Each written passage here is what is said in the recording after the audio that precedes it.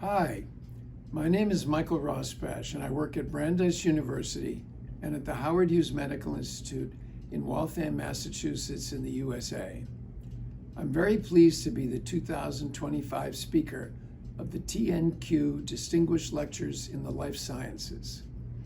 I've been working for a very long time on circadian rhythms and have focused principally on the genetic and molecular biology approaches in the fruit fly, Drosophila melanogaster.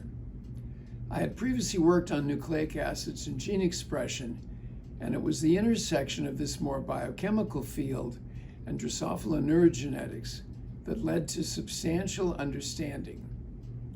Circadian timekeeping is nearly identical between humans and our fruit fly cousins because the system was inherited from our last common ancestor, which lived about 550 million years ago. This fact made my fruit fly work highly relevant to humans. I will discuss some of this history, the interesting contemporary findings and challenges, including the impact of circadian rhythms on sleep, as well as how circadian rhythms might impact human health in the future. I look forward to seeing you in Mumbai, Bengaluru, or New Delhi.